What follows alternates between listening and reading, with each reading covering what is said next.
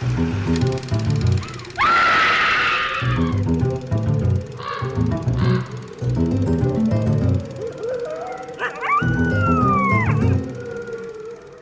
everyone, and welcome to Scream Scene, the horror movie podcast where we watch every horror movie ever made in chronological order, and then we rank them on a list from best to worst. I'm Ben. I'm Sarah. Thanks for joining us today. How you doing today, Ben? I've certainly had better days. I would prefer not to be wrestling with the plumbing in our apartment. Listeners probably are used to hearing our pipes in the background of episodes. Yeah. And we'll see if this recording actually picks up our kitchen sinks backing up for the 12th time?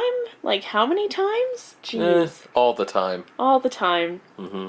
What are we watching today, Ben? We are watching The Bat from 1926, directed by Roland West, whose work we have seen previously. He directed The Monster, starring Lon Chaney, from a couple episodes ago. Mm-hmm. And The Bat is a film very much in a similar genre, as it is based on the Broadway play, which we briefly discussed in that episode, as being sort of the inspiration for this old spooky house genre. Yeah, specifically in America. Yes. Yes. Yeah, the play The Bat was first produced in 1920, and it's actually adapted from a novel by Mary Roberts Rinehart called The Circular Staircase. Okay. Yeah. So it was a novel, and then it was a play, and then it was a movie. Not quite. Okay. Yeah, let me tell you a little bit about this author first, because Mary Roberts Rinehart is actually really fucking cool. Oh, okay. Rinehart lived from 1876 to 1958. She's American. She graduated public school at 16 and then enrolled in nursing school, graduating from there in 1896, and marrying a physician she met there, Dr. Stanley Marshall Rinehart. She only started writing after they lost all of their savings in the market crash of 1903. Okay. She started writing as a side job, at 27. Weird. That's an odd side job to pick up. Like, I want to imagine the days when, like, oh, I need some quick cash? I'll just become a writer. Like, that doesn't seem accurate anymore. 4 years after she started writing, she wrote The Circular Staircase. She wrote it through in 1907, and it was published in 1908. The Circular Staircase features a wealthy widow protagonist who solves a series of strange, mysterious crimes at her summer home that she rented with her adopted niece and nephew. Sort of a Miss Marple, Murder, She Wrote, old lady solves crimes kind of thing? I guess so. But what's kind of notable about The Circular Staircase is that it established the had I but known genre of mystery writing. Okay, so, you're going to have to explain what that means. So it starts off with the protagonist, usually an older woman, wondering aloud what they could have done differently. And so it starts out with this feeling of dread of like, oh man, what could have happened? What could she have done differently to avoid whatever outcome that is being set up? So like in the context of like a first-person narrative where that character's telling us the story after the fact, like, yeah, had I but known the killer was behind me the entire time. Yeah. Okay. So, in a way, without the circular staircase, we would not have Iron Man 3's structure. I don't think that's true.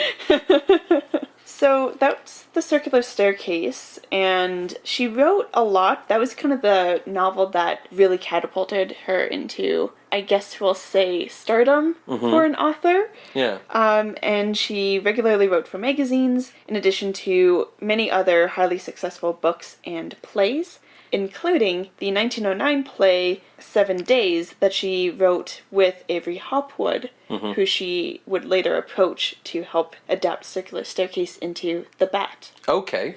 The Circular Staircase was actually adapted into film in 1915.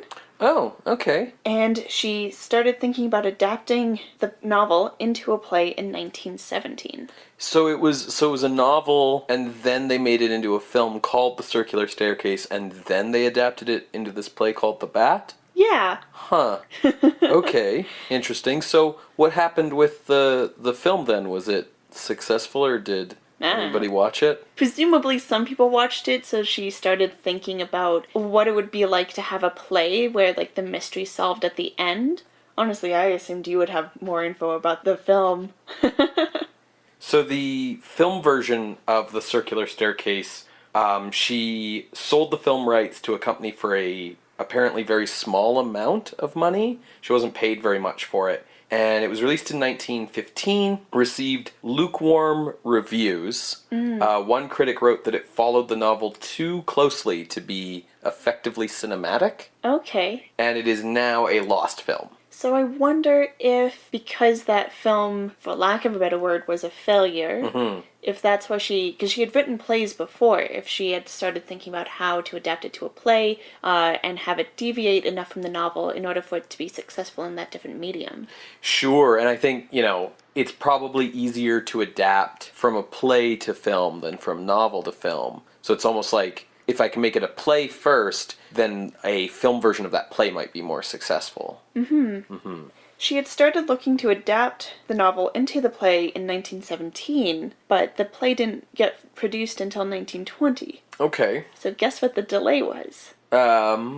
World War I. So she worked as a war correspondent at the Belgian front for the Saturday Evening Post. Oh, cool. Which is super cool, because she would have already had her 3 sons by this point, and, being an independent woman and such.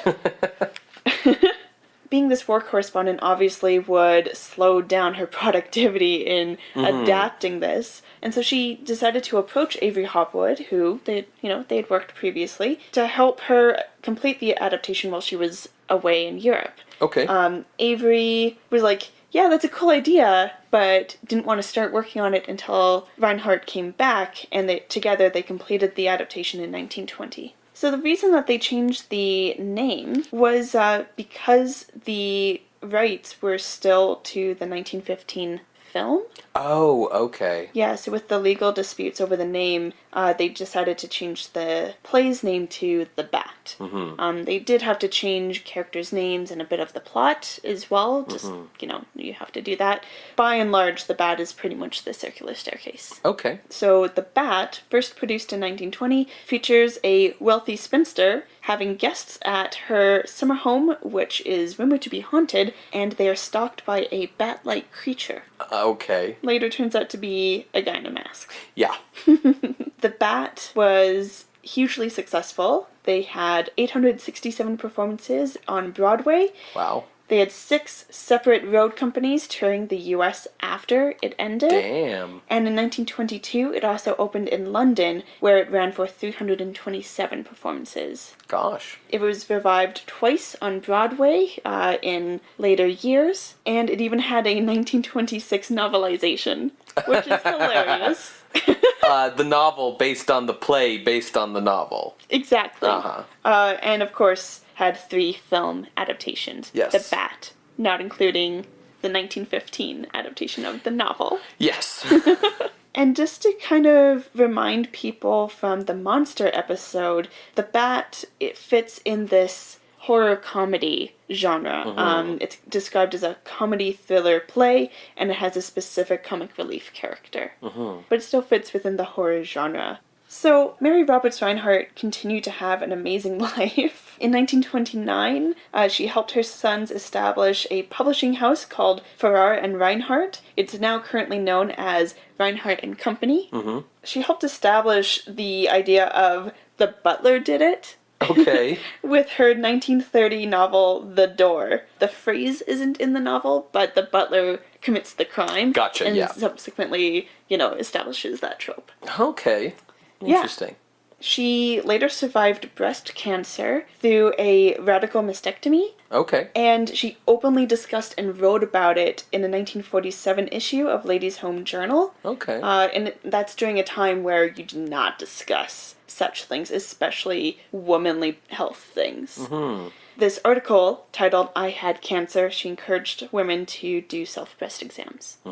She received an honorary doctorate in literature from George Washington University. She died at age 82 in 1958. Clearly a very full life, and I love that she just went into writing just to make, some quick cash and became so well known and established these had I known and Butler did it tropes. Mm-hmm. The film version that we're going to be watching from 1926, as you pointed out, it's the first of the film adaptations of the play, even though the novel the play is based on had already been turned into a film. Yeah. It's directed by Roland West, as I said at the top of the show, who we had previously seen directing The Monster a couple episodes ago. For more information on Roland West, I would recommend that listeners check out that episode. But to summarize what's relevant here, West was known in Hollywood in the 1920s for bringing this German expressionist style of filmmaking with heavy shadows and elaborate sets and stylized costumes and compositions and so on to his filmmaking. It's one of the reasons why The Monster was a film we chose to cover on the podcast due to that sort of unique look that it had. Mm-hmm. He amps all that up in The Bat, so The Bat has even more of that flavor. He had been waiting for the film rights to The Bat since it had really come out on Broadway in 1920.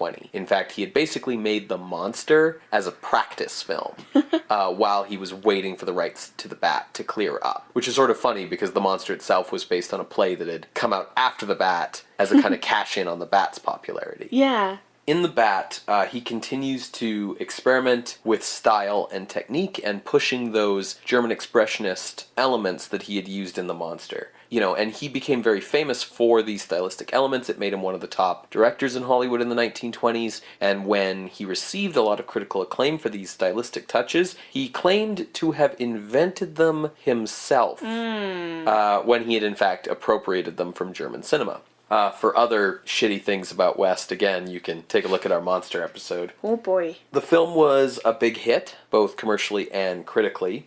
West made the cast and crew of the film shoot the whole movie at night. He told the studio's publicity department that this was to put everyone in the right mood to simulate these dark deeds. But the real reason, in fact, was to avoid interference from studio executives.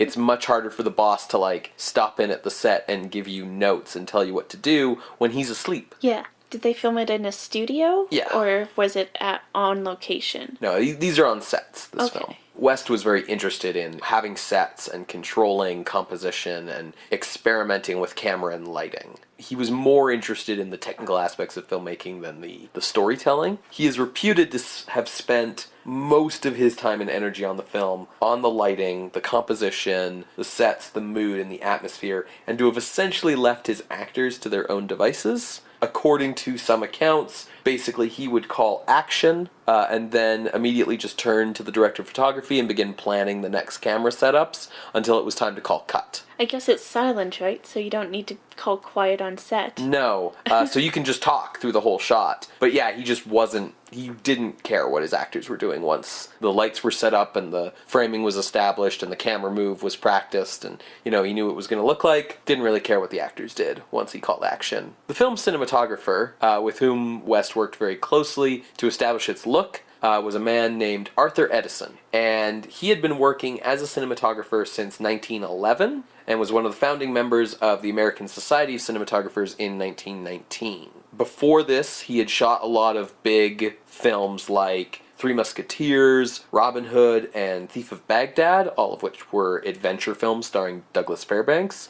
He also shot the 1925 version of The Lost World, which featured pioneering stop-motion special effects from Willis O'Brien. After shooting The Bat, Edison would go on to shoot films like All Quiet on the Western Front, Frankenstein, The Old Dark House, The Invisible Man, Mutiny on the Bounty, The Maltese Falcon, and Casablanca. Wow. Yeah. Is he related to Thomas Edison? No, their names are spelled completely differently. Okay. The reason I wasn't sure is because you had mentioned earlier how Thomas Edison had owned a production company or something like that. Yeah, he made So movies. I wasn't sure if it was a family thing. Okay. Different guy completely. Cool.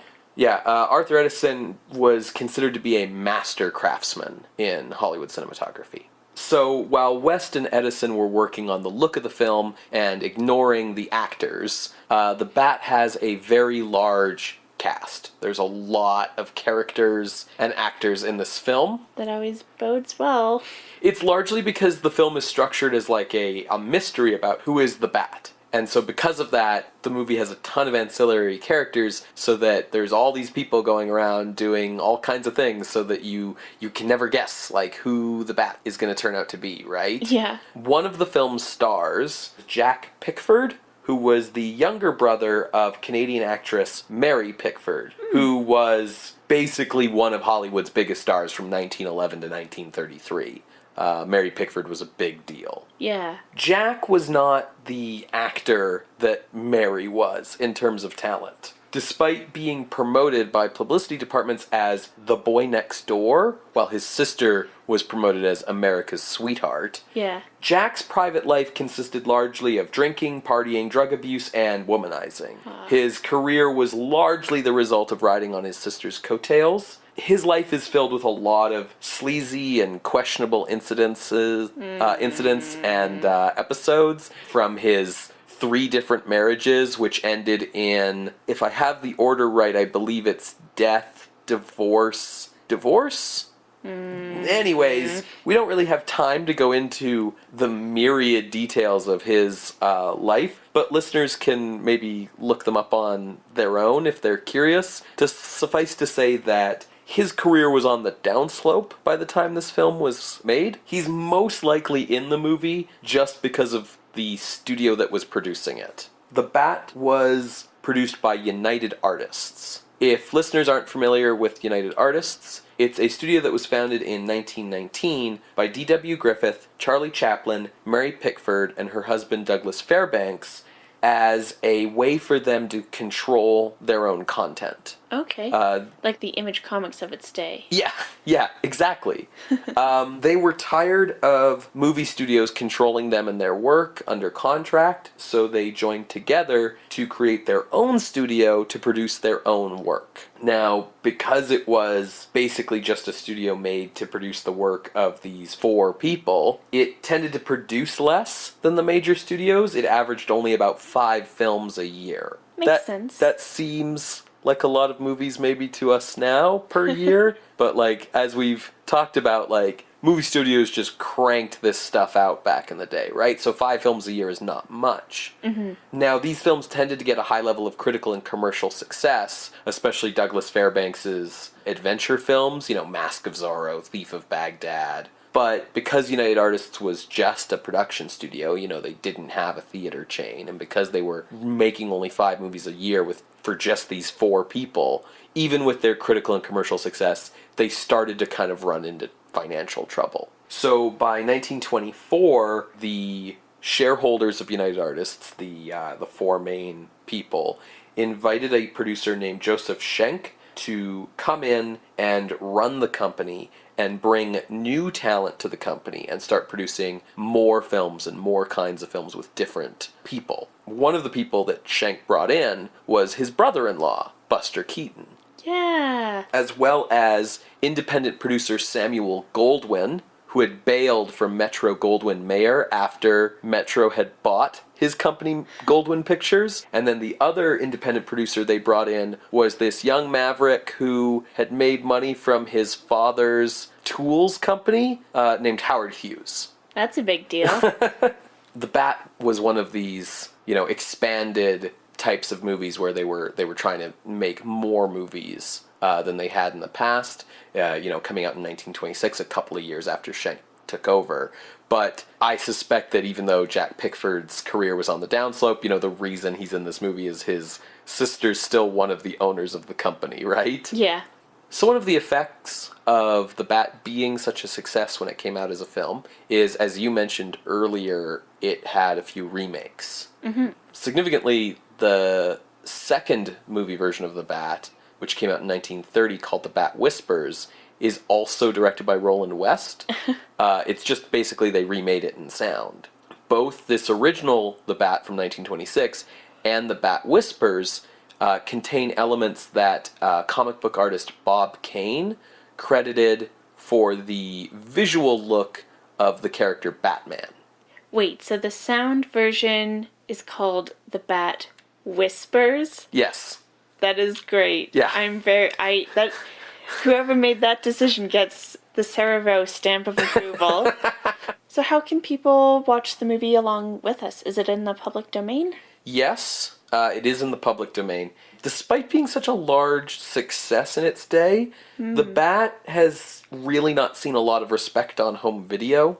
Oh. So there are 2 DVD releases of The Bat. There's one from a company called Sinister Cinema that is utter garbage. Basically, it's a transfer to DVD from a VHS tape release of The Bat. Okay. So it's you're just watching a VHS tape on DVD, and that VHS tape release used a 16mm home rental print as its source. So it's already not a very good print source, and then it's VHS, and then that's just on a DVD. Also, the Sinister Cinema release features an SC watermark in the corner of the picture and has no musical score. It's real bad. No, you can't watch a silent film without music. It's No. unbearable. Yeah. There is another DVD release, thankfully, but it's by Alpha Video, who I've mentioned on previous episodes as being a garbage company that does no work to put out good DVD releases. Their DVD release of The Bat is mildly better. It's taken from the exact same VHS tape,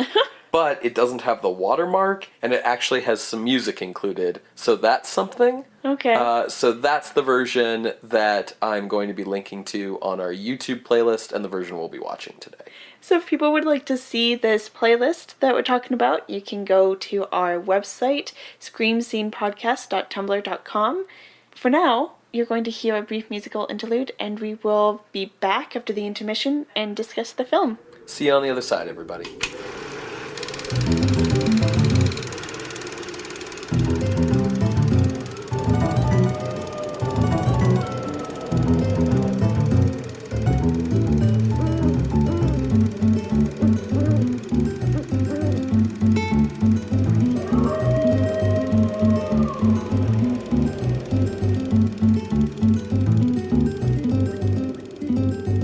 And welcome back to Scream Scene. We just finished watching The Bat from 1926, and this is the greatest movie ever made. No, it's not. No, it's not, but I really, really enjoyed this. Okay. Yeah. That's interesting. I had a good time. Neither of us have seen this before, is maybe worth saying. It was definitely better than I thought it was going to be, especially after watching The Monster. That's sort of where I was judging this movie against, and I had definitely a good time. I don't think I enjoyed it as much as you did, though. You really had a good time watching this movie. Yeah. We'll try to do the plot summary. It's convoluted as heck. Rather purposefully so. The movie's designed so that there's so many characters with so many subplots going on that the movie's a magic trick, right? Yeah. Where it's all about making you look over here so that you don't know what's going on over there. So the film opens with some really amazing shots. Yeah, the opening of this movie is pretty great. And it's the Bat trying to steal these jewels, and he leaves these calling cards. And this is in the city, and we get all these shots of the Bat running over rooftops and climbing up grappling hooks and stuff. And it's worth saying that you can see the Batman influence pretty early on. The cops in the city are too close to catching him, so he's decided to take a break in the country, and he goes to this bank To steal what would be his vacation fund, basically. Yeah. Because he sees someone already stealing the money, he follows the dude to this country house. Yes. And we see the burglar of the bank. Yeah, we just called him the Shadow because he was in a trench coat with a bandana over his face. We see him sneak into the mansion and deposit the money somewhere. And we see the Bat follow. So it's hey, well, what's going on with this house? Why is it this house? Mm-hmm. This country house is owned by the guy who owns the bank. His name is Corley Fleming, and he's also recently been missing or presumed dead or something. Yeah, there's a newspaper that we see the front page of that says that Corley Fleming has been pronounced dead in Colorado, and also that the police are looking for Brooks Bailey, who was the cashier at the bank. At this house that is being rented out is Ms. Cornelia Van Gorder, who is an older woman who just knits all the time and makes sassy comments, so she's my favorite. Yeah, she it doesn't matter what's happening in this movie, she's pretty much almost never fazed by anything, and is just continually knitting, just really nonchalantly. And she's staying there with her niece, Miss Dale Ogden, and their maid, Lizzie Allen, and the butler that came with the place, Yeah. who's credited as Billy the Butler, but people only refer to him as a racial slur. He's Japanese. He's got some very, unfortunate makeup or facial hair choices going on that I think... Yeah, it's all makeup and prosthetics. It's really there to try and, give him a kind of subhuman appearance, and... It's upsetting. Yeah, everyone's very racist towards him, but, in terms of, him as a character... He serves to act as a misdirect when spooky things happen. Yeah, or to introduce many of the myriad characters who show up at this house throughout the movie. And then Lizzie, the maid, she's sort of the primary comic relief character. She gets a lot of the kind of facial comedy in terms of her reactions to things. She's constantly screaming at the slightest little thing. And tends to suspect everyone in the movie of being the Bat at one point or another, and she's actually pretty great. She was funny. I enjoyed her. Generally speaking, that type of humor doesn't go very far with me. Same. But she was enjoyable. Yeah, so they're staying at this summer home. We kept calling him the Shadow because he was in a trench coat with a bandana over his face, who is the burglar of the bank. We see him sneak into the mansion and deposit the money somewhere, and we see the Bat follow. Mm-hmm. So it's hey, well, what's going on with this house? Why is it this house? Mm-hmm. The only connection we have is that the dude who owns the bank also happens to own this house. Maybe it's better, rather than trying to cover things chronologically, just to go through, everyone who shows up at this house and why they're there. Because I think we're going to get confused otherwise. Yeah, okay, so we have Miss Cornelia Van Gorder, Miss Dale Ogden, Lizzie Allen, the butler. All those folks I've already explained. Corley Fleming is the owner of the banker who's gone missing / announced dead in Colorado. Dr. Wells is his family doctor who also lives nearby and has come to the house to check up on the old lady because someone's trying to scare them out of the house. We also see him earlier in the scene that establishes that Fleming's nephew, Richard, is a gambler and is having debt problems and stuff. We know that those two guys know each other and are in cahoots. So then Brooks Bailey is the cashier who's wanted for questioning, and he also happens to be dating Miss Dale. And then there's Richard Fleming, the nephew, who shows up because he's looking for that money. Mm-hmm. And then there's Detective Maletti, who is on the search for the Bat from the big city, and he's followed the lead of the banker to his summer house to see what's up with these people staying there. And then Detective Anderson, who is the local county sheriff, who is our other comic relief, and he shows up because he was called by Miss Cornelia to investigate the haunting. Yeah, and everyone sort of shows up one at a time, gradually overcomplicating the plot each time they do. The main thing is that they're all after this money for various reasons. And so with all these characters in this house, you're left with this story where it's always just about who's in the room at this point and who's kind of left to go do something else. And then after a character in the cast has left to go do something else, that's when we'll see either the Bat or the Shadow, so that you're always guessing who one of these two masked men could possibly be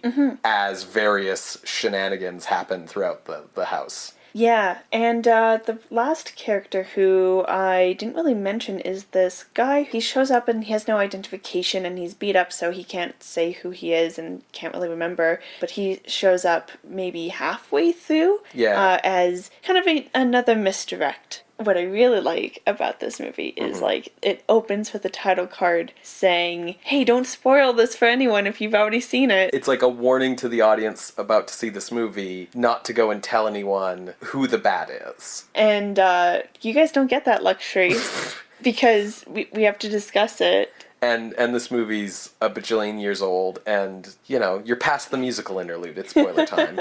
Detective Maletti, who was the detective from the big city, turns out he's the man underneath the mask?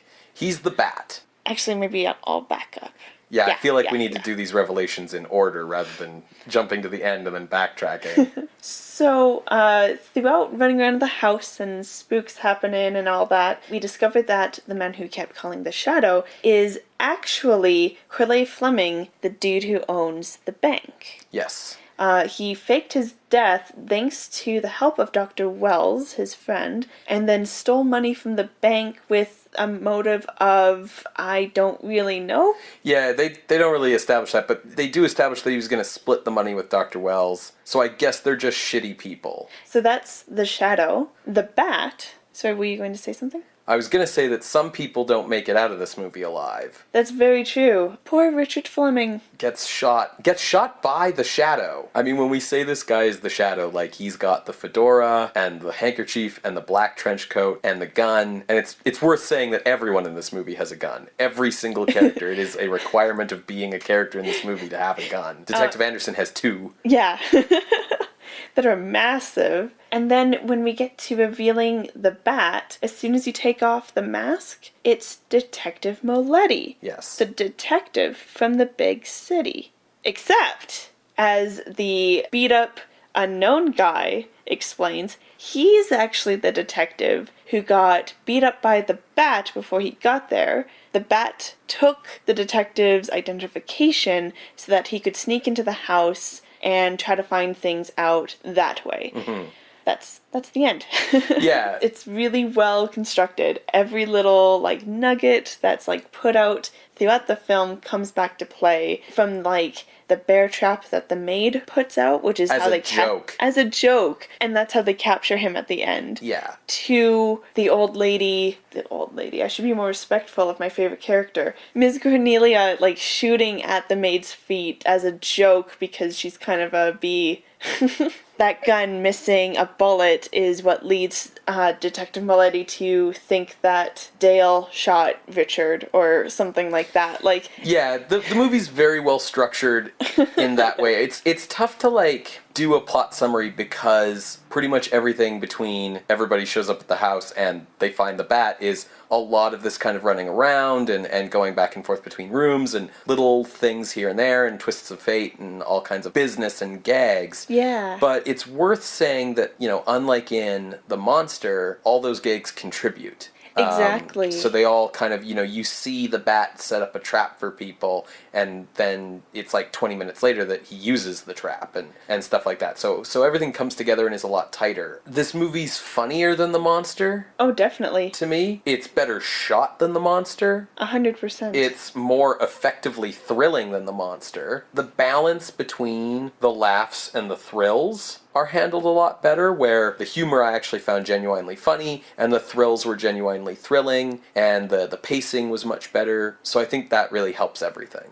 Yeah, The Monster paused the thrills in order to have the comedy. It just didn't balance the two very well. The Monster was like a feature-length skit. This, I think, really the most accurate way to describe the Bat is it's a feature-length episode of Scooby-Doo. Yeah. Like a slightly less absurd version of Clue. Like, for sure. If you like Clue, you'll like the Bat, right? I loved how true to gothic horror this movie was. Okay, yeah. I mean, gothic horror literature, traditionally, doesn't have the comedy elements, but it has those misdirects. It has the spookiness, like the ballroom scene in this movie. That was never really explained, was it? It's just a comic bit, but, like, they never really explain why there's a ballroom where you cannot keep candles lit. Exactly. That's the whole thing with gothic horror. With the misdirects, it's like, oh, well, maybe that could be explained. Someone was just, like, moving a vase around. Except those candles kept going out. So is it haunted? So that's a great scene to point to with gothic horror.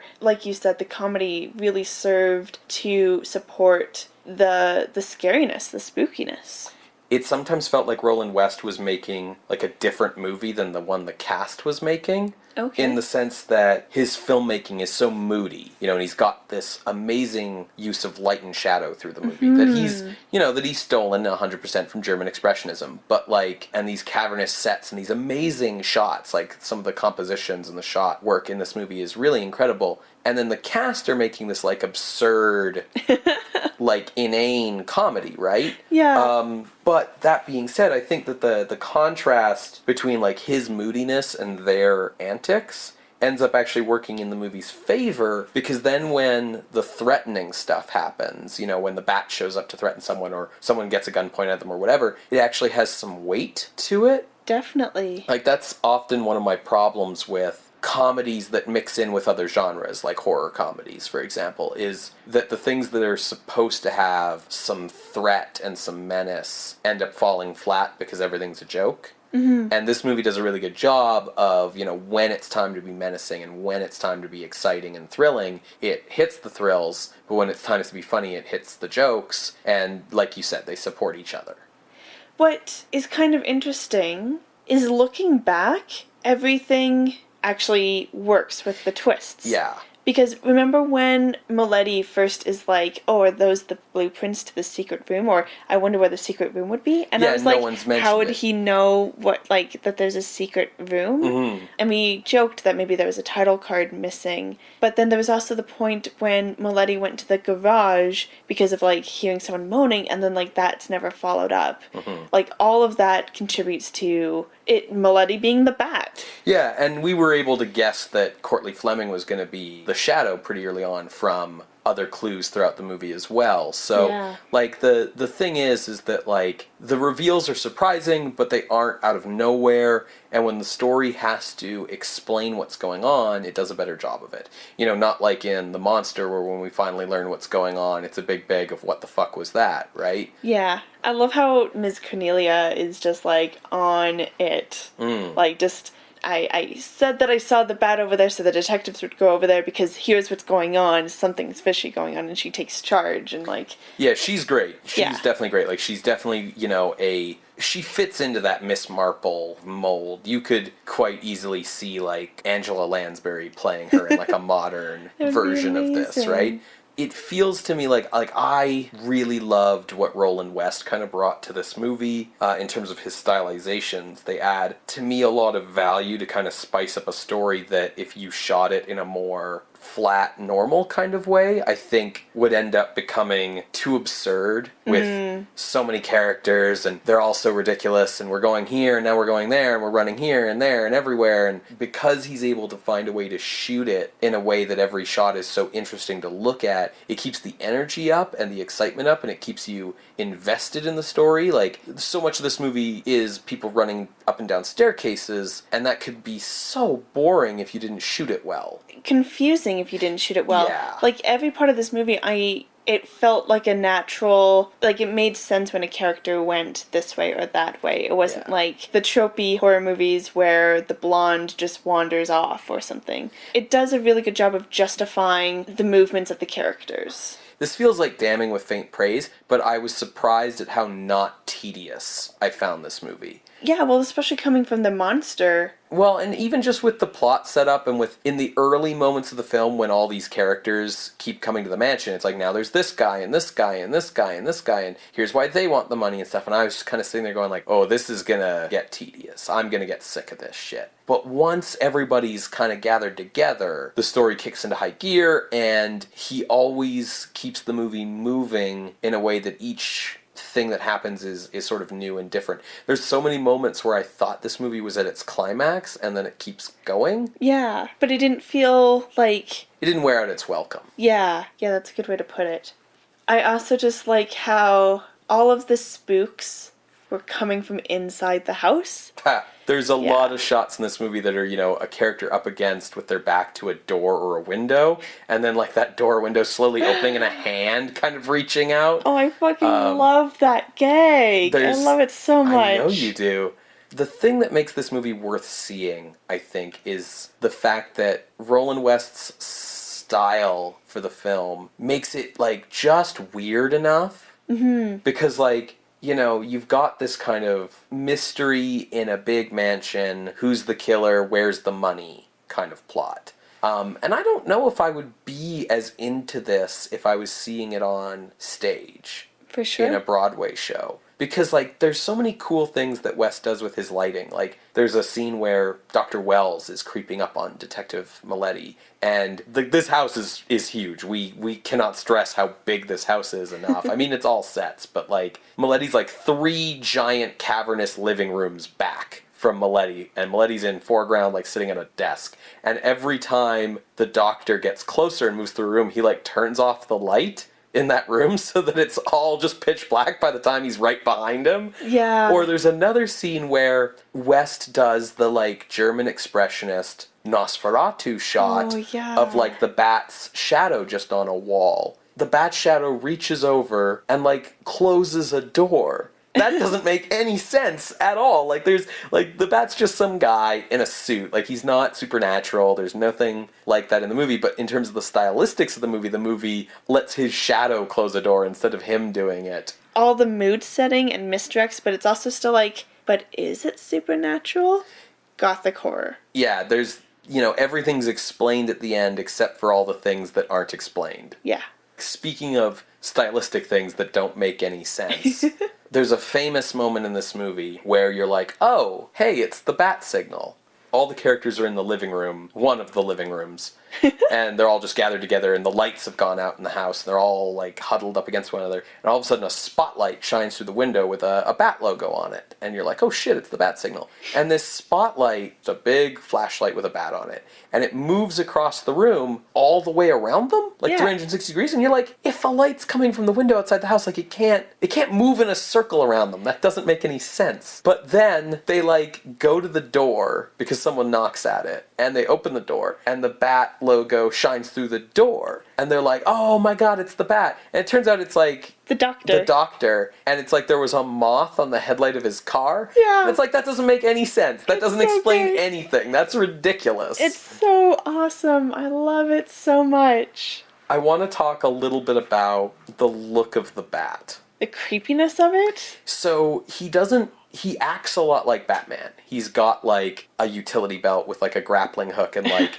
batarangs, and, like, he, like, leaves people notes that he signs with a bat, and, like, he climbs up, like, ropes and stuff. But he doesn't really look like Batman. He's wearing, like, a big voluminous cloak, but it doesn't have, like, the wings. The most memorable thing about him is he's wearing a bat mask, and, like, Batman's mask looks like a bat in only the most abstract sense of the word. This guy's wearing just, like, if you took the head of a bat and you blew it up to, like, man size and, like, hollowed it out and cut some eye holes in it and stuck it on a dude's head, like, that's what this guy looks like. Like, it reminds me of, like, the rabbit mask from Donnie Darko. Yeah. Only the creepy factor to it, too. Yeah, only it's got fangs and the mouth moves. Yeah. Yeah, it's definitely got, like, a good taste of that early 20th century creepiness that, like, because people just didn't know how to make, like, things that weren't creepy. Yeah, like, essentially, the Bat is Batman in his MO. He's just supervillain Batman. Yeah. He's just a Batman who steals things. Really, he's more like Catwoman. He's Batman if he was Catwoman. Yeah, stealing jewels and all that. Yeah, go through skylights and junk.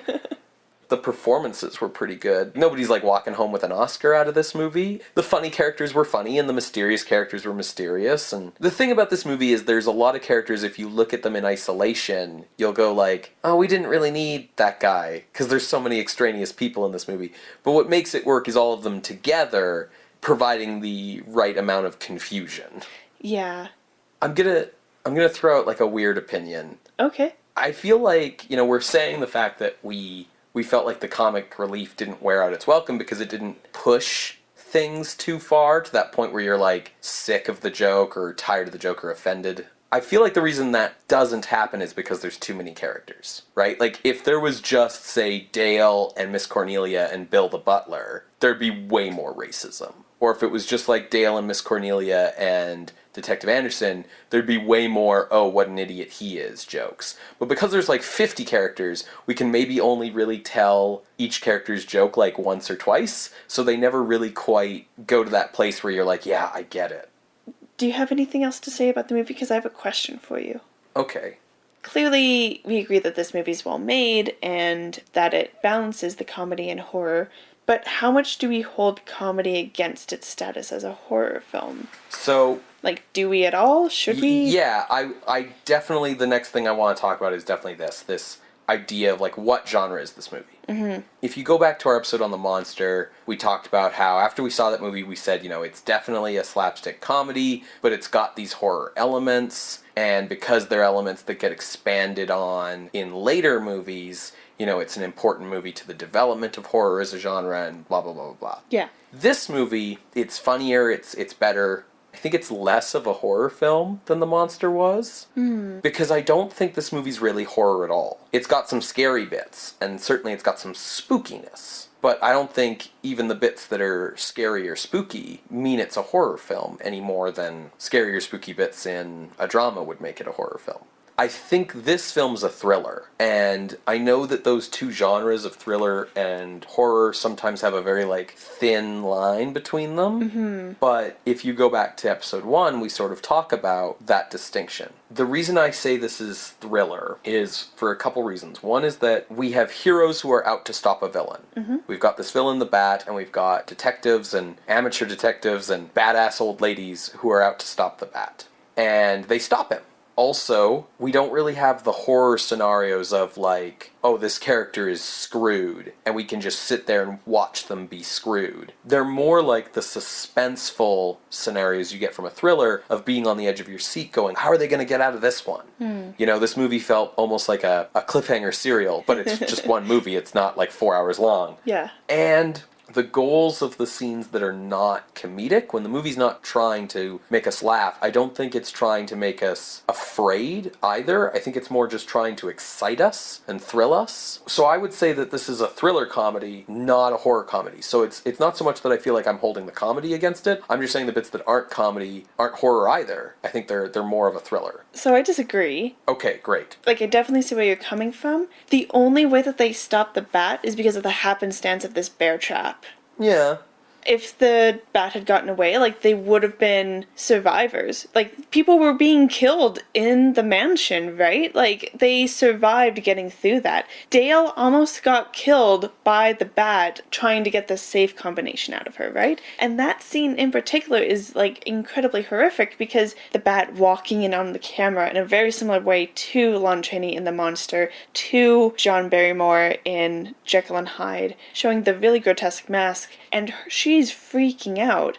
And then we see the Bat and the Shadow fight and guns going off, and she's witness to a murder. Yeah. To the second murder of the night. But I don't think that makes this horror any more than any of that stuff makes Silence of the Lambs horror. And I think, a movie like Silence of the Lambs is a thriller, even though horrific things are happening around Clarice Starling and she gets into situations where the hair's standing on the back of your neck as you watch them and horrific stuff's happening. That movie's, I don't think, really a horror movie as much as a thriller movie. And I think that the Bat never feels like the kind of unstoppable, horrific force that some of these other villains we've run into are. He's definitely competent and good at what he's doing, and dangerous, but a dangerous villain doesn't necessarily make a horror monster. And I never feel like the characters are as out of their depth as they usually are in a horror movie. Even going back to The Monster, right? The Monster was a town bumpkin and a shop girl and a dandy trapped in this house with this madman.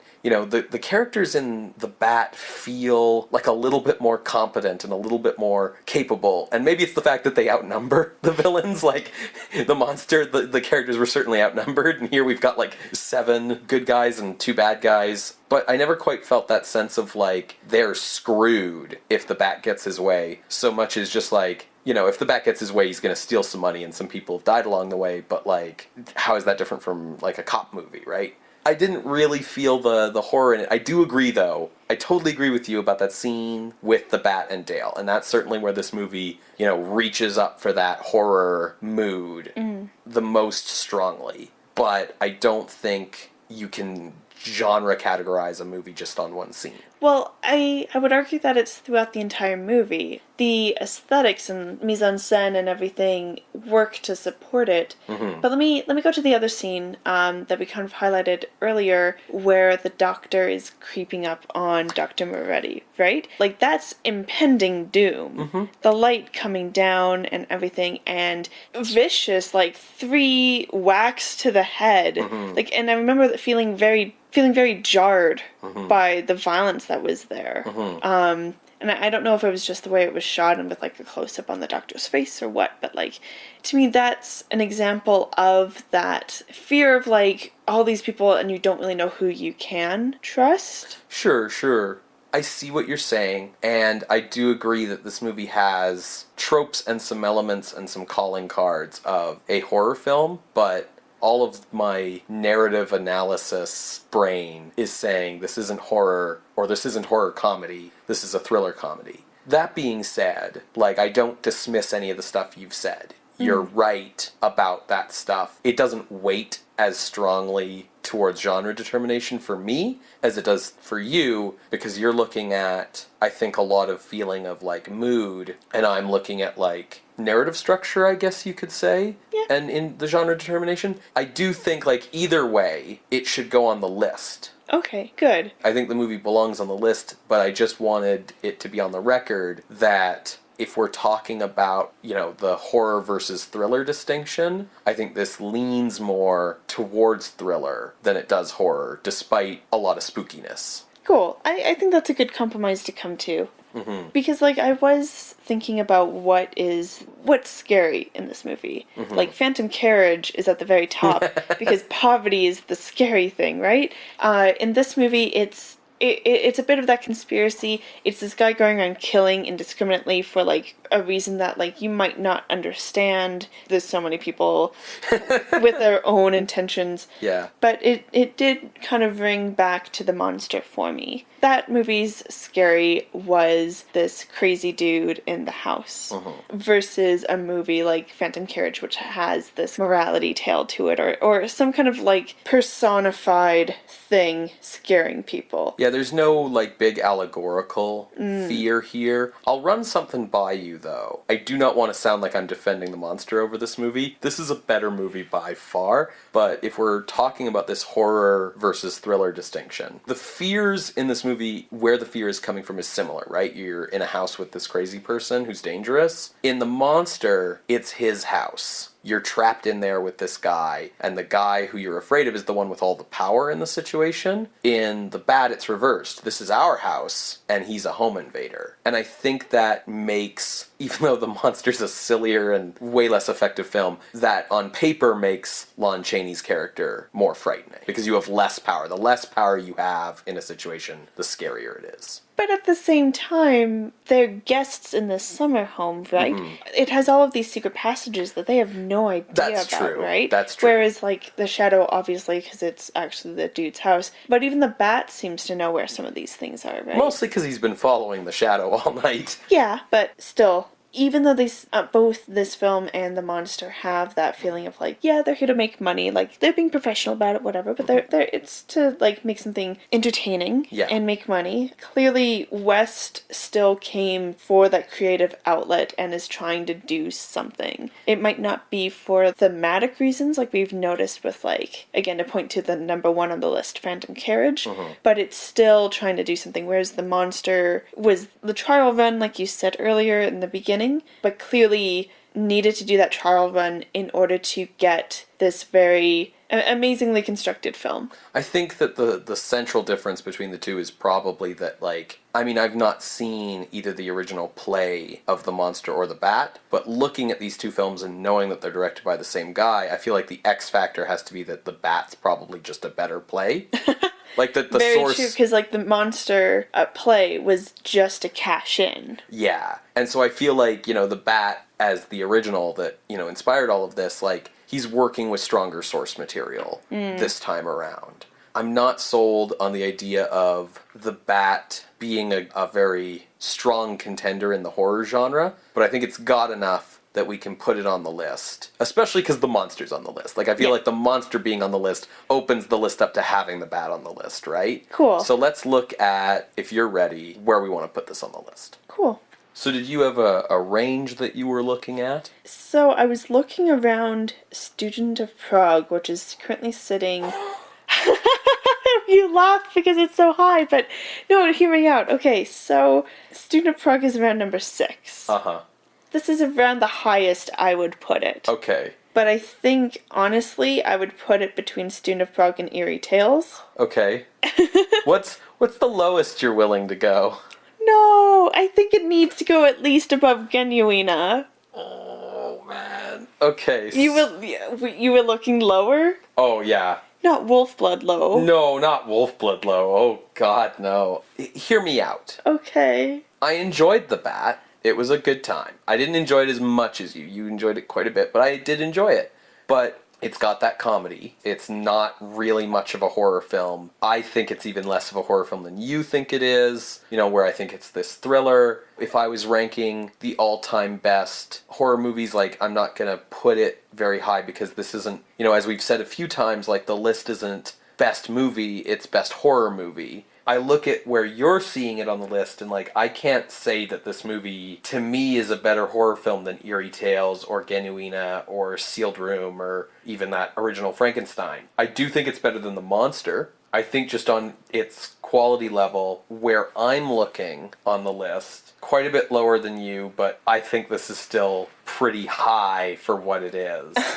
I thought I was being generous with how high I went until I heard where you were thinking. Oh, no. I was going to put it under the John Barrymore Jekyll and Hyde from 1920 and above the James Cruise Jekyll and Hyde from 1912 and just break those two up. That was the spot in the list where I said, I can't say this is a better horror movie than Jekyll and Hyde. You know, I could say, is this a better horror movie than The Golem? Yes, because the bat's actually scary. Is this a better horror movie than Avenging Conscience? Yes, because the events in it actually happened and weren't just a fever dream. You know, is this a better horror movie than the James Cruise Jekyll and Hyde? Yes, because James Cruise is not very scary in that movie at all. Is this a better horror movie than the John Barrymore Jekyll and Hyde? No, because the John Barrymore Jekyll and Hyde isn't trying to make us laugh with goofs. So that's kind of where I ended up. Is there a movie that the comedy doesn't undercut the horror for you? There's so many movies. Do you mean on the list already or to come? Well, I just mean, like, in general. Like, I'm trying to figure out how much comedy Gotcha. undercuts horror for us. If you go back to episode 1, you know, I talked about my definition of a horror film being that the movie's primary emotional goal is to make an audience feel fear. So I think that you can have comic relief in a horror movie, but if I start to feel like the primary goal is to make me laugh, with a few scares along the way, that's a comedy with horror elements, not the reverse. Like, a good example, I think, and, you know, we'll get to it eventually, is maybe like the Bela Lugosi Dracula, which has a couple of comic relief characters, including like a maid who freaks out at stuff and like a Cockney janitor who has a bunch of goofy lines. But like, I don't feel like they're the stars of the picture. I don't feel like they are the focus. And the horror stuff in that movie is scarier than that stuff is funny. Like, it's outweighed. Even though it's a good thing that the horror and the comedy in The Bat are so well balanced, it's that balance that makes me say, I can't really in good conscience call this a horror film, because the balance is even enough that it doesn't really do it for me in terms of defining it on that genre scale.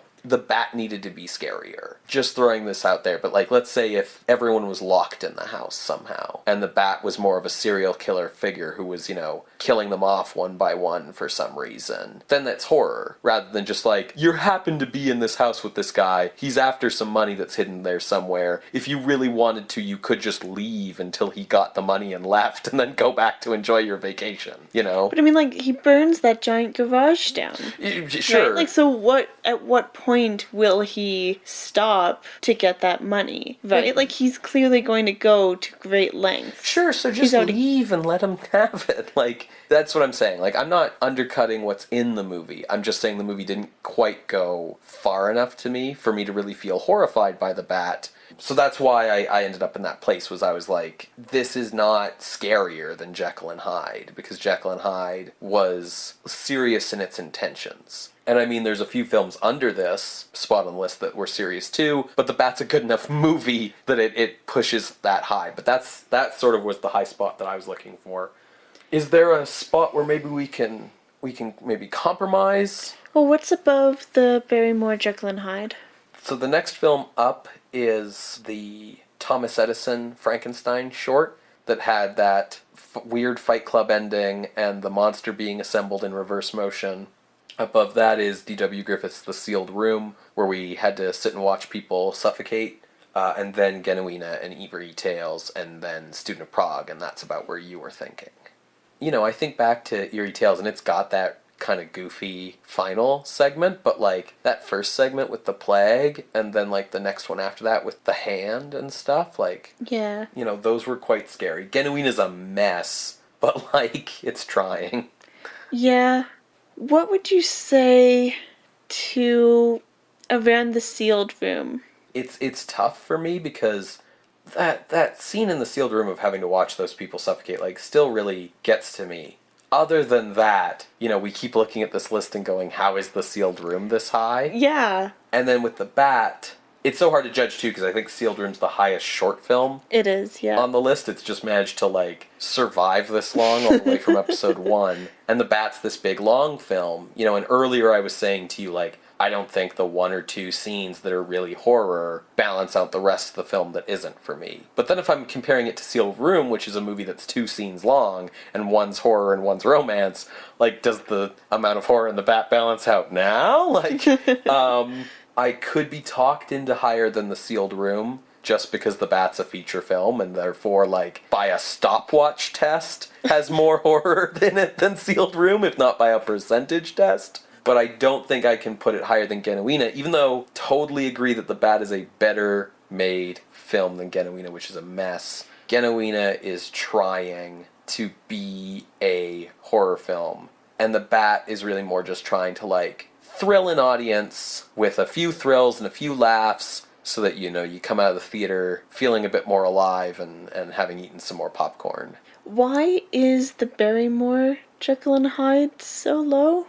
I don't remember. That episode was a while ago, and I don't remember why we ended up putting it that low. I do know that, like, we felt that movie took way too long to kind of get where it was going. You know, it spent way too much time setting things up, and the setup didn't really make much sense. It ended up going that low, I think, because it wasn't a very good Jekyll and Hyde movie, but it was the best Jekyll and Hyde movie we had, you know, and I think we liked Frankenstein and Sealed Room more. We just liked them more as movies. Okay, yeah. But if you want to put The Bat at number 9, I will compromise to that. Okay, let's do that. So entering the list at number 9, surprisingly cracking the top 10, is The Bat from 1926 by Roland West. So above Sealed Room, below Genuina. Correct.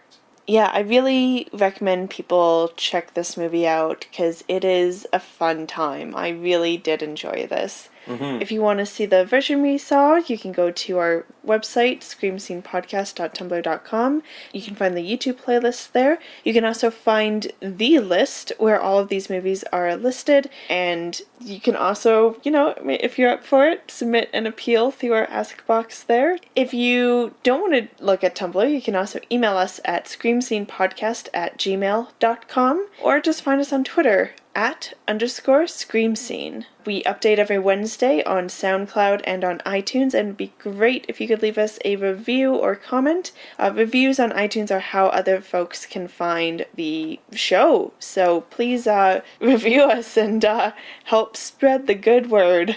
So what are we watching next week, Ben? Next week we're watching something a little weird. I don't know a ton about it. It's called The Magician. It's an American horror film from 1926 from MGM, but it stars our good friend Paul Wegener. And this film was considered lost for a very, very long time. Oh. Has only been commercially available on home video since 2011. Before that was a lost film. So I don't know a lot about it, but it's sure to be something interesting. Yeah, well, Paul Wegener always does something good. Mm-hmm. tune in next week and we'll be reviewing The Magician. Thanks so much for listening, everyone. See you next week, creatures of the night. Bye. Bye.